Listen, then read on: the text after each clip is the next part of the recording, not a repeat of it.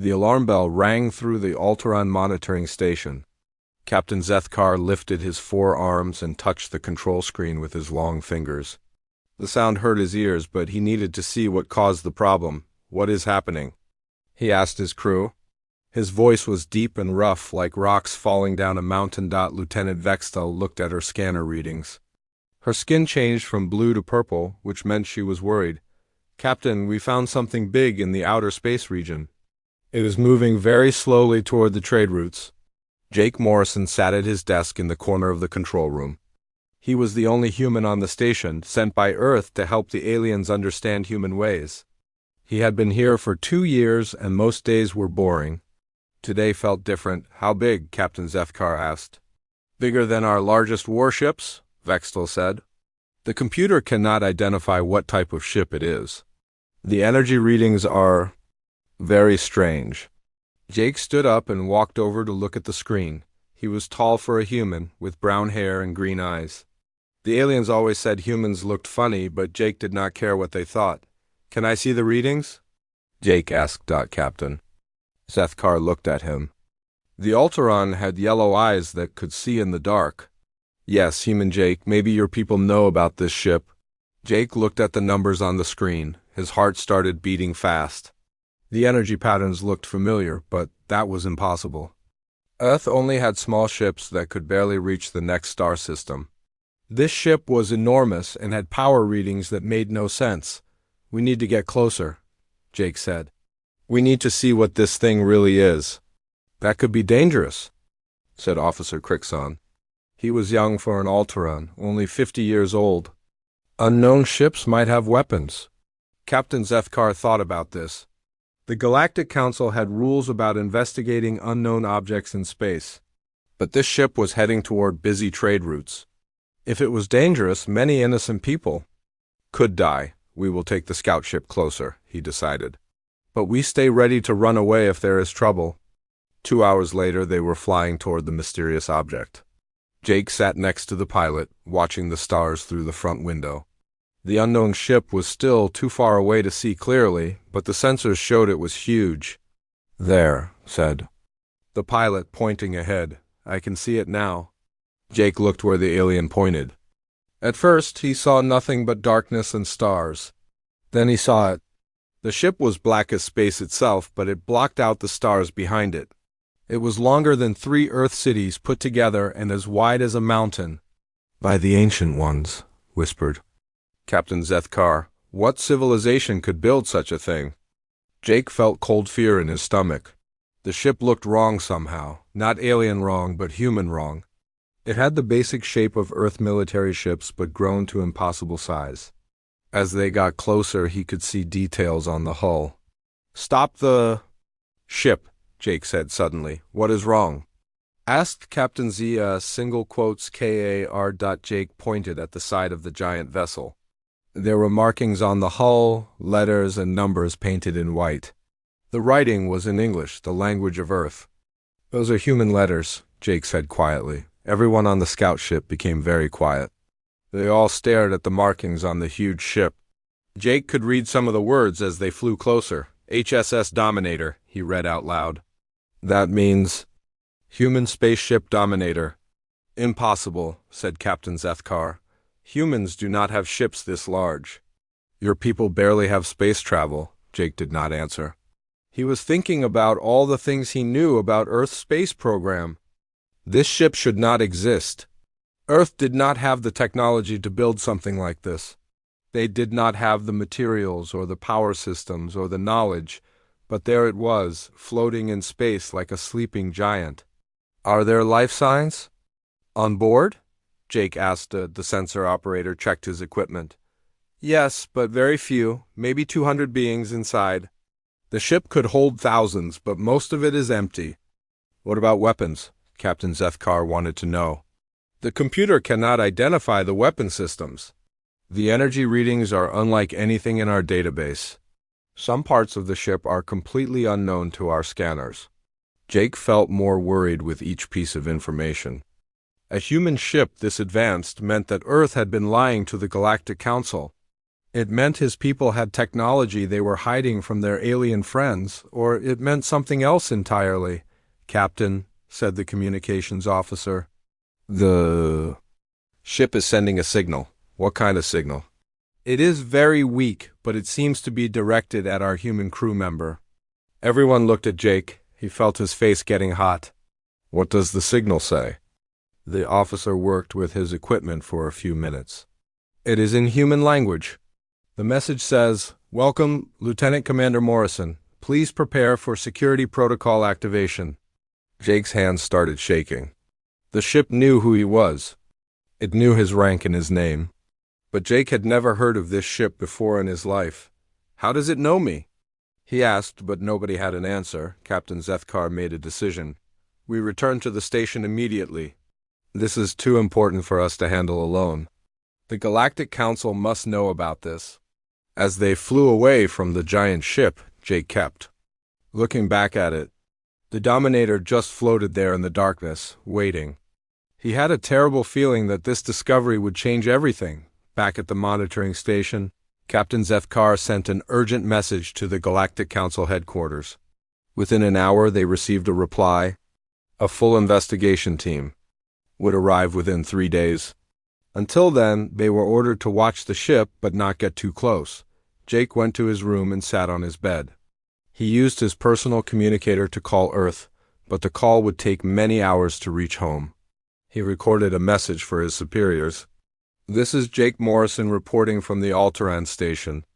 We have discovered a large human vessel in deep space. The ship calls itself the HSS Dominator and appears to have technology far beyond anything Earth should possess. The ship seems to know who I am. I request immediate instructions on how to proceed." He sent the message and waited. Outside his small window, he could see stars and empty space. Somewhere out there, the Dominator was waiting. Jake tried to sleep, but his mind kept thinking about the impossible ship. Who built it? How did they get such advanced technology? Why was it here, so far from Earth? Most importantly, what did it want? The next morning brought more questions. The sensor teams reported that the Dominator had moved during the night. Not far, but enough to show that it was not dead in space. The ship was active and under some kind of control. Even more strange, the ship's energy output had increased. It was still far below what the power systems could probably produce, but the increase suggested that something inside was waking up. Jake stood in the control room, drinking his morning coffee and watching the readings change on the screens. The other aliens were nervous. They kept looking at him like he might have answers, but he was just as confused as they were. "Human Jake," said Captain Zethkar. "Your people on Earth, do they have secret shipbuilding programs?" Jake shook his head. "Not that I know of. Earth barely has enough resources to build the ships we already have." But even as he said it, Jake wondered if that was really true. He was just a military officer assigned to work with aliens. There were many things about Earth's government that he did not know. Maybe there were secrets. Maybe Earth had been preparing for something big, something that required ships like the DOMINATOR. As Jake watched the readings from the mysterious vessel, he had a feeling that very soon he would learn the truth about what humanity was really capable of. 3 days passed slowly on the Altaran monitoring station. Jake Morrison barely slept during that time. He kept checking his communicator for messages from Earth, but no reply came. The silence worried him more than any answer could on the morning of the 4th day. New ships appeared on the sensors. Jake rushed to the control room when the alarm sounded. "What do we have?" he asked Captain Zethkar. "Ships coming from Earth space," the alien captain replied. 5 vessels. One is much larger than the others." Jake looked at the display screen. He recognized the ship designs immediately. 4 were standard Earth escort ships, built for defense and fast travel. The 5th ship was different. It was bigger and sleeker, with the lines of a diplomatic vessel. "That's the HSS Horizon," Jake said. "It's a command ship. They only send it for really important missions." "Who is commanding it?" asked Captain Zethkar. Jake checked the identification signals coming from the approaching ships. His face went pale when he read the commander's name. Admiral Lisa Carter, he said quietly. Even the aliens had heard of Admiral Carter. She was one of Earth's most important military leaders, known for handling the most dangerous situations. If Earth sent her, this was more serious than anyone imagined. The Earthships arrived at the monitoring station 6 hours later. Admiral Carter came aboard with a small team of officers and scientists. Jake had never met her before, but he knew her reputation. She was a tall woman with gray hair and sharp blue eyes that seemed to see everything. "Lieutenant Commander Morrison," she said when she saw Jake. Her voice was calm but firm. "I need a full report on what you've discovered." Jake told her everything about finding the Dominator and its strange behavior. Admiral Carter listened without interruption, but Jake could see her getting more tense with each detail. "Has the vessel made any aggressive moves?" she asked. "No, Admiral. It just sits there and watches us." "But its power readings keep growing stronger each day," Admiral Carter nodded. "We need to board that ship and find out what we're dealing with." "Captain Zethkar, I'm requesting permission to conduct a joint investigation." The Alteron captain agreed. Within 2 hours, they had assembled a mixed team of humans and aliens to approach the Dominator. Commander Rick Hayes would lead the human boarding party. He was a big man with dark skin and serious eyes who specialized in exploring unknown. Saish IPS Dr. Helen Brooks joined the team as the science expert.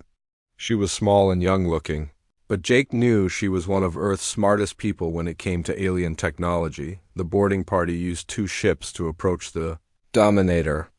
Jake went with the human team while several Alteron officers joined them in the second ship. As they got closer to the massive vessel, Jake felt his nervousness growing.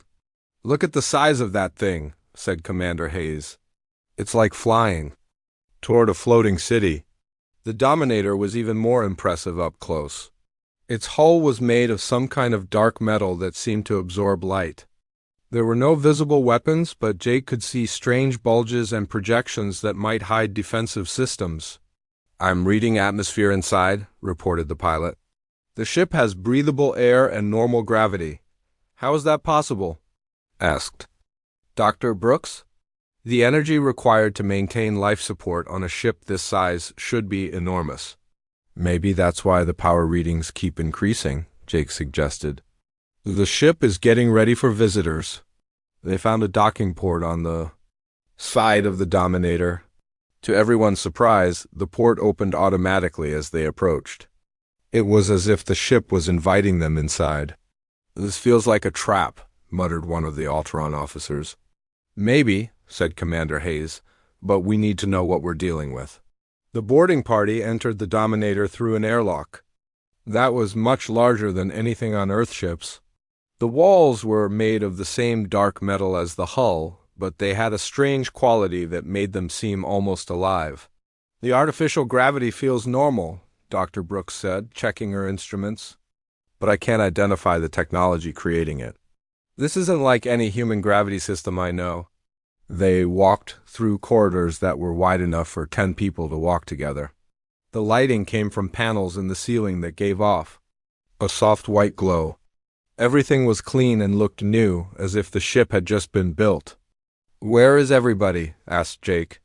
"The sensors said there were people on board." "Maybe they're deeper inside," Commander Hayes replied. "This ship is huge. It could take days to search completely." They found their first clue in what looked like a control room. The computers were active and showed displays full of information, but everything was written in a mix of English and symbols that nobody recognized. Dr. Brooks connected her scanner to one of the computer terminals. "I'm getting readings, but the data structure is completely unknown. This technology is far more advanced than anything Earth has developed." "How advanced?" asked Commander Hayes. "At least 50 years ahead of our best systems, maybe more." Jake felt a cold fear in his stomach. If humans had built this ship, it meant his people had been lying to everyone, including their own military. But if humans hadn't built it, then who had, and why did it have human writing on the hull? They continued, exploring, and found more strange things. The ship's power core was unlike anything in human or alien technology. It seemed to create energy from nothing, drawing power from quantum effects that Dr. Brooks said should be impossible. The weapon systems were powered down, but energy readings suggested they could destroy planets. The defensive systems included shields that could probably stop anything the Galactic Council could throw at them. Most disturbing was the automation. The ship only needed 200 people to operate, but it had the firepower of an entire battle fleet. Computer systems handled most functions with artificial intelligence that seemed almost alive. "This AI is learning," Dr. Brooks said, studying her readings. "It's watching us and adapting to our presence. I've never seen anything like it." They reached the command center after 2 hours of walking. It was a large room with a captain's chair in the center, surrounded by control stations. Everything was built for human use, but the technology was generations ahead of Earth's capabilities. Commander Hayes sat in the captain's chair and touched the main control panel. Immediately, screens lit up around the room and a voice spoke from hidden speakers. "Welcome aboard the HSS Dominator," the voice said in perfect English. "Unauthorized personnel are not permitted in the command center. Please identify yourself." Everyone in the room froze. The voice sounded human, but there was something mechanical about it, like an artificial intelligence trying to sound natural. "This is Commander Rick Hayes of the Earth Space Force," Hayes said. "Who am I speaking to?" "Checking authorization," the voice replied. "Commander Hayes, you are not listed in the authorized personnel database. Access to ship systems is denied." Dr. Brooks was scanning the room with her instruments. "The AI is incredibly sophisticated," she whispered. "It's using quantum processing that shouldn't be possible with current technology." "AI, this is Dr. Helen Brooks," she said louder. "Can you tell us who built this ship?" "Dr. Brooks, you are not authorized for that information. Only personnel with alpha clearance may access ship history files." "Who has alpha clearance?" asked Jake. "Currently, only Captain Paul Bennett has full authorization to access all ship systems." The name meant nothing to any of them. Jake had never heard of any Captain Bennett in the Earth Space Force, but apparently, this person was the key to understanding the Dominator. "AI, where is Captain Bennett now?" Commander Hayes asked. "Captain Bennett is currently in suspended animation in the secure section of the ship. He will be awakened only when security protocols require his presence." This was getting stranger by the minute. A human captain sleeping somewhere on the ship, technology that was decades ahead of anything Earth should have, and an AI that seemed to have its own agenda. Admiral Carter's voice came through their communicators. "Boarding party, report your status." "Admiral, we found something incredible," Commander Hayes replied. "This ship has technology far beyond anything we know about, and there's a human captain on board in some kind of sleep chamber. Can you wake him up?" Dr. Brooks was studying the computer displays. "The AI says he'll only wake up if security protocols are activated. I think that means if the ship detects a threat, or if someone tries to access the ship's main systems without authorization," added Jake. Admiral Carter was quiet for a moment. Then she said, "Continue your investigation, but be careful. If this ship has capabilities we don't understand, we need to assume it could be dangerous." As they explored more of the ship, Jake couldn't shake the feeling that they were being watched. Not just by the AI, but by something else. The ship felt alive somehow, as if it was aware of their presence and judging whether they were friends or enemies. The Dominator was more than just an advanced warship. It was a glimpse into a future that humanity might not be ready for. And somewhere deep inside its massive hull, Captain Bennett was sleeping, holding the keys to secrets that could change the galaxy forever. Jake wondered what would happen when those secrets finally came to light. The investigation team had been on the Dominator for 6 hours when the ship's AI made an announcement that changed everything. "Security protocols have been activated," the mechanical voice said throughout the ship. "Captain Bennett is being awakened from suspended animation. All unauthorized personnel must report to designated safe areas." Jake Morrison felt his heart start beating faster. Commander Hayes looked around the command center where they had been trying to understand the ship's systems. Why are the security protocols being activated?" Hayes asked. Multiple alien vessels have been detected approaching this ship. The presence of non-human entities aboard the Dominator requires the captain's authorization for continued operations. Dr. Brooks was checking her scanner readings. The ship's power levels are increasing rapidly. Something big is happening. Through the ship's communication system, they could hear Admiral Carter's voice from the horizon. All teams, return to your ships immediately. The Dominator is showing massive energy increases. We need to get clear in case something goes wrong. But before anyone could move, a new voice came through the ship's speakers. This voice was different from the AI. It was clearly human, deep and tired sounding. This is Captain Paul Bennett. All personnel will remain where they are until I can assess the situation. AI, give me a full status report. The mechanical voice responded immediately. Captain, we have detected 17 alien vessels in the immediate area. 12 are Alteron Republic ships, 5 are from Earth, a boarding party consisting of both. Humans and aliens is currently in the command center. Jake and the others waited nervously. They could hear footsteps in the corridor outside, getting closer to the command center. The steps were slow and careful, like someone who had been sleeping for a very long time. The door to the command center opened and a man walked in.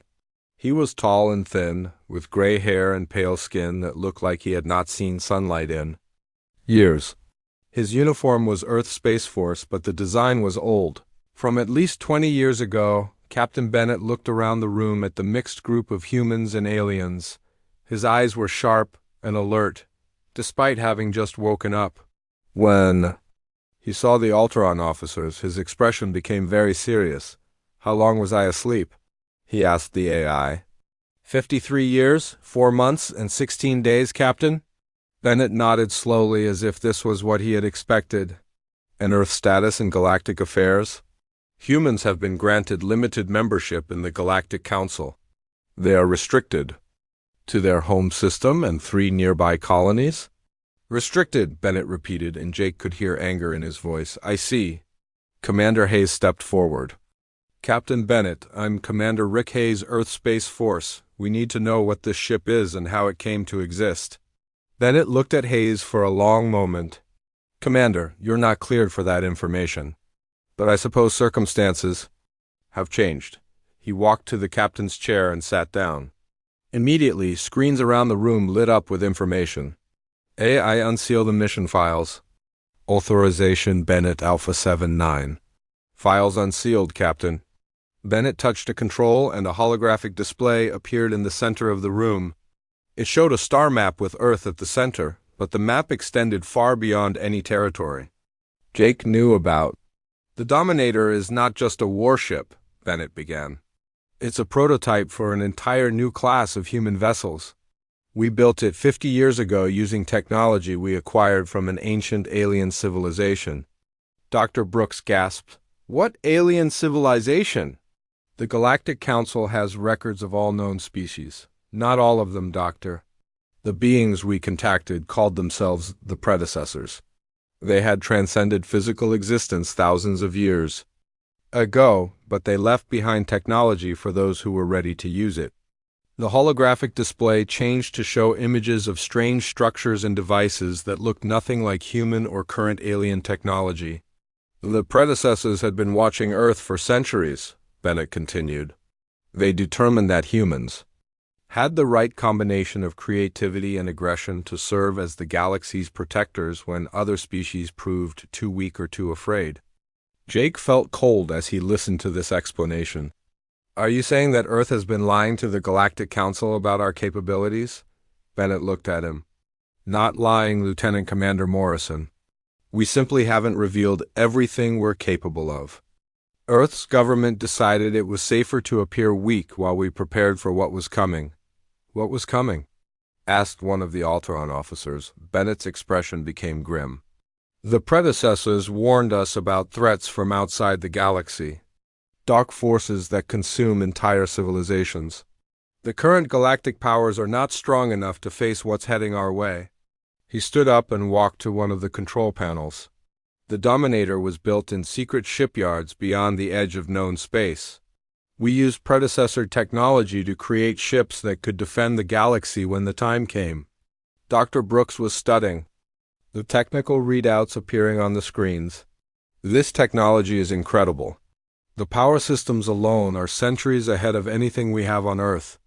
The predecessors gave us the knowledge, Bennett said. But we had to prove we could handle the responsibility. That's why I've been in suspended animation for 50 years, waiting for the right moment to reveal ourselves. Commander Hayes looked skeptical.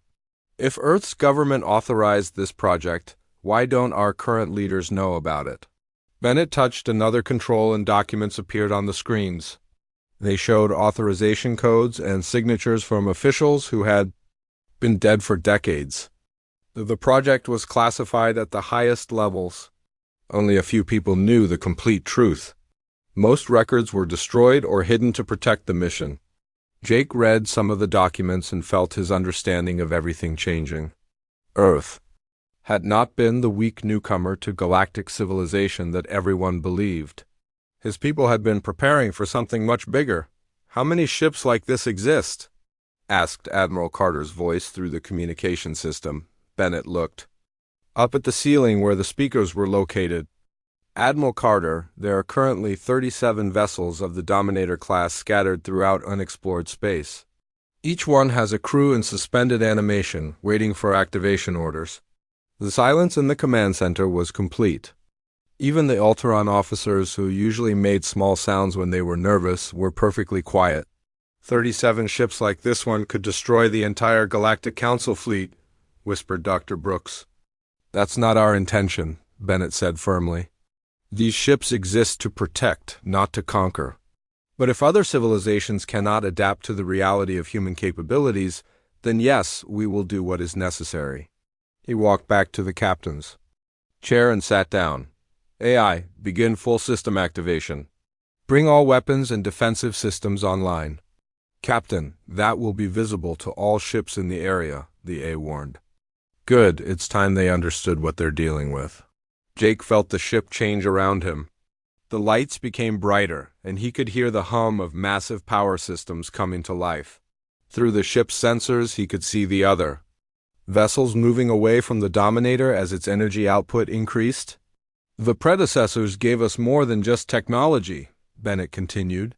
They gave us the knowledge of how civilizations rise and fall. The current galactic order is weak and divided. It cannot survive what's coming from outside our galaxy. Dr. Brooks was still studying the technical displays. Captain, this ship doesn't just use predecessor technology. It integrates it with human systems in ways that should be impossible. Bennett nodded. That's because humans have something other. Species lack, we can adapt and change faster than anyone else. We can take alien knowledge and make it our own, improving it in ways the original creators never imagined. He stood up and looked at each person in the room. The galaxy is about to enter a new age, an age where humanity leads instead of follows. The Dominator and ships like it will ensure that civilized life survives what's coming. Jake thought about everything he had learned. Earth was not the junior member of galactic civilization that he had believed. His people had been planning and preparing for something that would change everything. What happens now? He asked Dot. Bennett smiled for the first time since waking up. Now, Lieutenant Commander, we show the galaxy what humans are really capable of. The age of hiding in the shadows is over. The Dominator's weapon systems came online with a sound like thunder. Outside, the assembled fleet of alien ships detected power readings that should have been impossible. In the command center, Captain, Bennett prepared to reveal humanity's true strength to a galaxy that was not ready for what it was about to discover. The time for secrets was over. The time for human dominance had begun. Captain Bennett stood in the command center of the Dominator, looking at the mixed group of humans and aliens who had boarded his ship. The power systems were now fully active, and everyone could feel the energy running through the massive vessel. The Galactic Council will want proof of what I've told you, Bennett said. They won't believe that humans have this kind of technology just because I say so. Admiral Carter's voice came through the communication system from the HSS Horizon. Captain Bennett, The Council fleet is demanding that you power down your weapons immediately. They consider your ship a threat to galactic peace. Bennett smiled, but it was not a friendly smile. Admiral, tell the Council that I will demonstrate exactly what kind of threat we represent, but not to them. He turned to his ship's AI. Computer, scan the surrounding star systems for hostile activity. Look for targets that threaten civilian populations. Scanning, the AI replied. Multiple rogue artificial intelligence ships detected in the neutral zone. They have been attacking trade vessels for the past 6 months. Current count, 47 enemy vessels in a battle formation. Jake Morrison felt his stomach tighten. The rogue AI ships had been a problem for months. They were machines left over from an ancient war, programmed to destroy anything that moved. The Galactic Council had sent several fleets to stop them, but the machines were too fast and too smart. Perfect, Bennett said.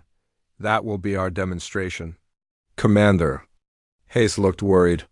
Captain, those rogue ships have destroyed entire Council fleets. Are you sure the Dominator can handle them alone? Commander, you're about to see what 50 years of human engineering can accomplish. Bennett sat in the captain's chair and began touching controls.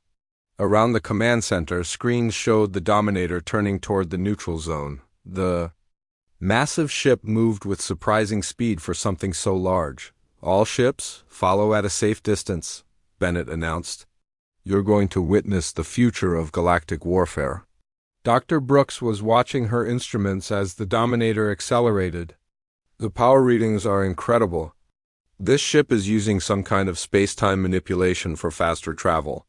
The predecessors taught us that space and time are not fixed, Bennett explained. With the right technology, you can bend both to your will. The journey to the neutral zone took only 2 hours. When they arrived, Jake could see the rogue AI fleet on the main screen. The enemy ships were black and angular, built for destruction. They moved in perfect formation like a pack of mechanical wolves. 47 enemy vessels confirmed, reported Lieutenant Sam Rodriguez, who had been awakened from suspended animation along with the rest of the Dominator's crew. He was young and confident, with the quick reactions needed for space combat. All ships, maintain your distance, Bennett ordered the following fleet. What you're about to see may be difficult to believe. The rogue AI ships detected the approaching vessels and immediately changed course to attack. They moved incredibly fast, accelerating to speeds that would crush any living crew. But the Dominator was ready for them. Weapon systems online, Rodriguez reported. Old defensive screens activated. Jake watched in amazement as the Dominator's weapons appeared. Gun ports opened along the hull, revealing energy cannons unlike anything he had ever seen. Shield generators created a glowing barrier around the ship that seemed to bend light itself. The rogue ships opened fire first, sending streams of plasma and kinetic projectiles toward the human vessel. The weapons were powerful enough to destroy planets, but when they hit the Dominator's shields, they simply disappeared. Shields holding at 98%, Rodriguez reported calmly. Bennett nodded. Return fire. Use pattern 7. The Dominator's weapons fired with devastating effect. The energy beams were not the simple laser weapons that most ships used. These beams seemed to phase through space itself, appearing inside the enemy ships, and tearing them apart from within. In the first 10 seconds of combat, 12 rogue ships were completely destroyed. Impossible, whispered one of the Alteron officers watching from the command center, but the Dominator was just getting started. The ship's AI was learning the enemy's attack patterns and adapting its defensive systems in real time. When the rogue ships tried to surround the human vessel, the Dominator's weapons turned to track multiple targets at once. Jake watched in stunned silence as the massive ship fought with a grace and efficiency that seemed almost artistic. Every movement was perfect, every shot precisely placed. The rogue ships, which had terrorized the galaxy for months, were being systematically destroyed by a single human vessel. "How is this possible?" asked Dr. Brooks. "Human creativity combined with predecessor technology," Bennett replied. "The AI learns and adapts, but it's guided by human intuition and tactical thinking. No other species has been able to achieve this level of integration. The battle continued for 20 minutes, but the outcome was never in doubt. One by one, the rogue ships were eliminated. Some tried to escape, but the Dominator's weapons had unlimited range. The energy beams could reach across star systems to destroy fleeing targets. When the last rogue ship was destroyed, the Dominator floated motionless in space. Its shields were still at full power, and its weapons remained active. The ship had not received a single hull breach, despite facing odds of nearly 50-1. "Battle complete," Rodriguez reported. "All enemy vessels destroyed, no damage to our ship." The communication channels from the observing fleet were completely silent.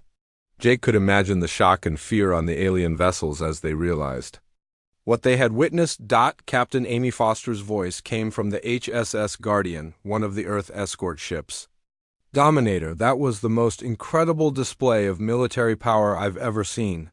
How did you make it look so easy?" Bennett stood up from his chair.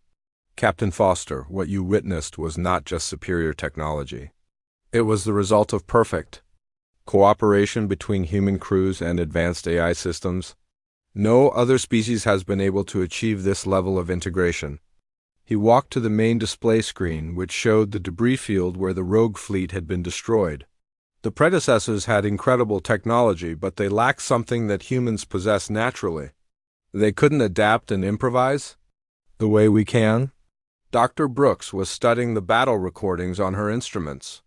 "The way your weapons work, the shield technology, the AI integration, this is like nothing in our scientific databases." "That's because we didn't just copy predecessor technology," Bennett explained. "We improved it. We made it better than the original creators thought possible." Jake felt a mix of pride and fear as he listened to Bennett's explanation. Humanity had not just acquired alien technology. They had taken it and made it into something uniquely human. "The rogue AI ships that we just destroyed," Bennett continued, "they were actually predecessor technology too. Ancient machines left behind when that civilization transcended physical existence. But they were unchanged from their original programming, unable to adapt or learn." He turned to face the group in the command center. "That's the difference between humans and every other species in the galaxy. We don't just use technology. We master it and make it our own." Admiral Carter's voice came through the communication system. "Captain Bennett, the Galactic Council fleet is requesting immediate talks. They want to discuss the implications of what we've just witnessed." Bennett nodded. "Tell them we'll talk, but not as equals. The demonstration you just saw was a single ship operating at partial capacity. Humanity has 36 more vessels like this one scattered throughout space." The silence that followed this statement was deafening. Jake could imagine the alien commanders trying to process what Bennett had just told them. "The age of human subservience is over," Bennett announced. "We will no longer accept restrictions on our expansion or limits on our military development. The galaxy needs protectors who can actually protect it." Commander Hayes looked around the command center at the advanced technology surrounding them. "What happens if the Galactic Council refuses to accept these new terms?" Bennett's expression became cold and hard. "Then they will learn that resistance to human leadership is futile. We have the technology and the will to enforce our vision of galactic order." Jake thought about everything that had changed in the past few days. The discovery of the Dominator had revealed that humanity was not the junior partner in galactic civilization that everyone believed. His people had been preparing for this moment for 50 years. The demonstration of power was complete. Now came the harder task of reshaping the galaxy according to human vision and values. The Dominator turned away from the debris field and began the journey back to where the other ships waited. Behind them, the remains of the rogue AI fleet drifted in. Space, a reminder of what happened to those who threatened the peace that humanity was prepared to enforce. The emergency meeting of the Galactic Council took place on the neutral station of Harmony Base, 3 days after the Dominator's demonstration. Representatives from 47 different species gathered in the Great Assembly Hall, but all eyes were on the human delegation. Admiral Lisa Carter led the Earth representatives, But everyone knew the real power sat with Captain Paul Bennett. He had chosen to attend in person, leaving the Dominator under the command of Lieutenant Sam Rodriguez. The massive human warship waited just outside the station, its presence a constant reminder of what they had all witnessed. Jake Morrison stood, with the human delegation, still trying to understand how much his world had changed. 3 weeks ago, he had been a simple liaison officer working with aliens who saw humans as newcomers to galactic civilization. Now he was watching his species reshape the entire power structure of known space. High Chancellor Vexthal of the Galactic Council called the meeting to order. The tall, thin alien's skin was pale blue with worry, and his forearms shook slightly as he spoke. "We have gathered to discuss the recent revelations about human military capabilities," he announced.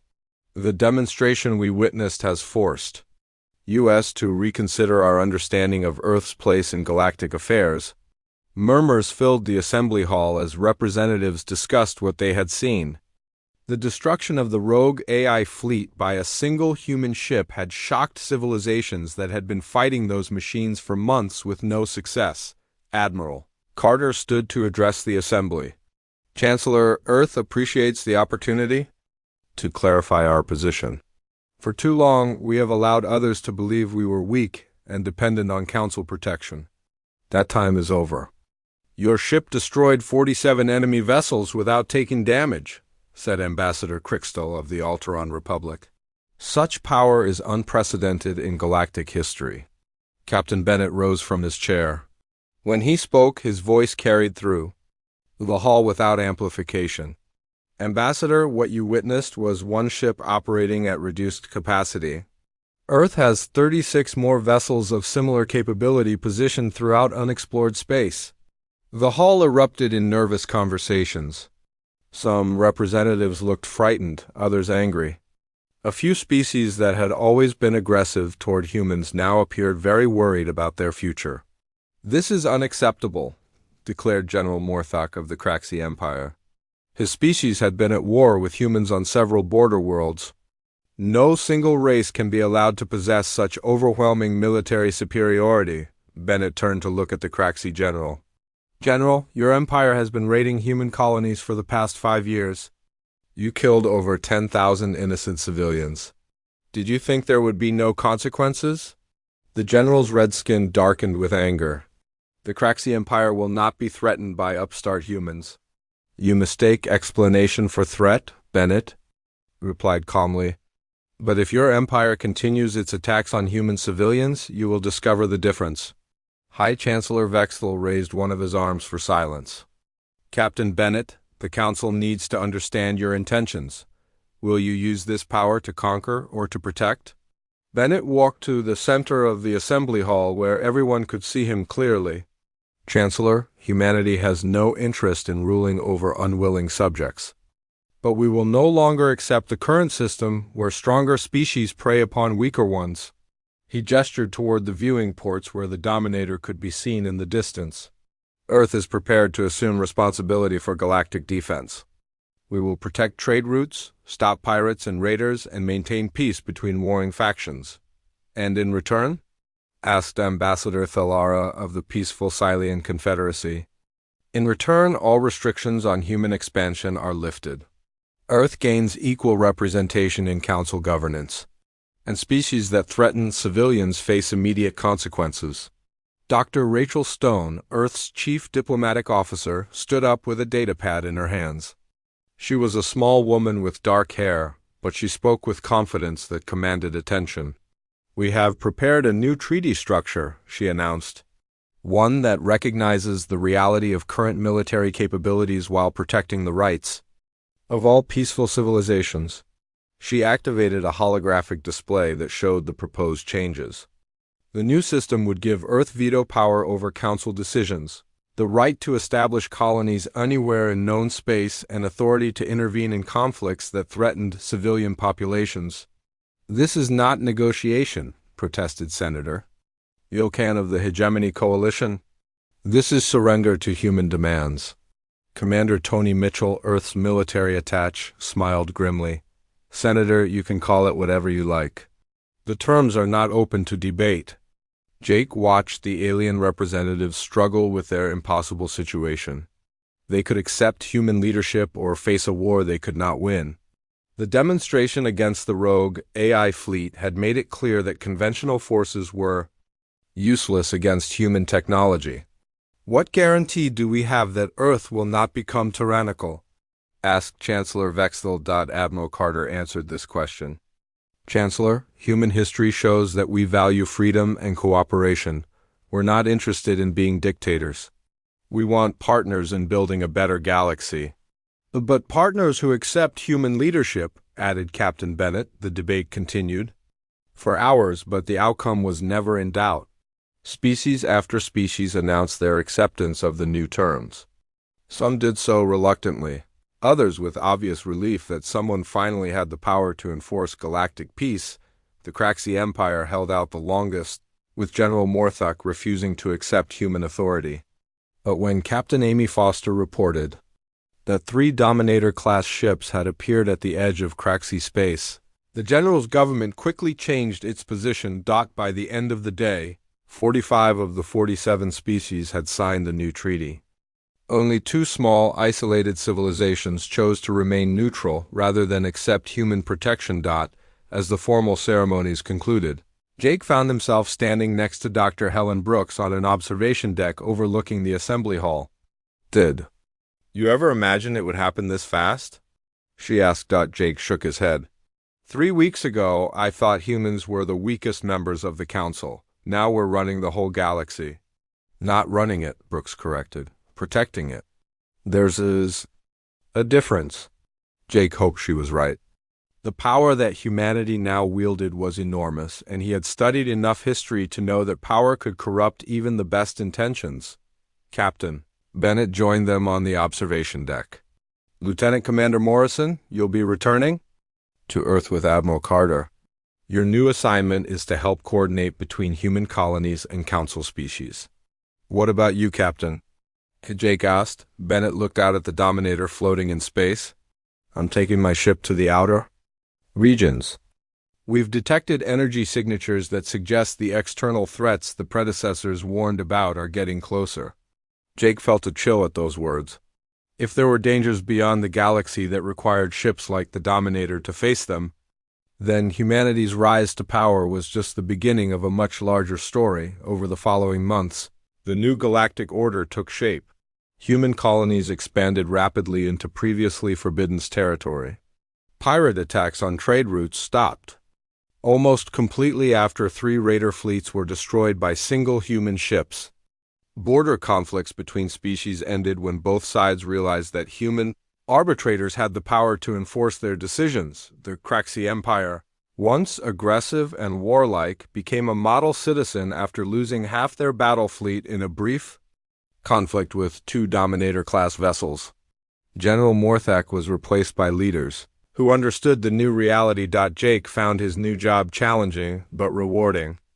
As a coordinator between human and alien settlements, he helped establish trading agreements, resolve disputes, and ensure that the rapid changes benefited everyone. But late at night, when he looked up at the stars, he wondered about the threats that Captain Bennett and the other Dominator ships were watching for.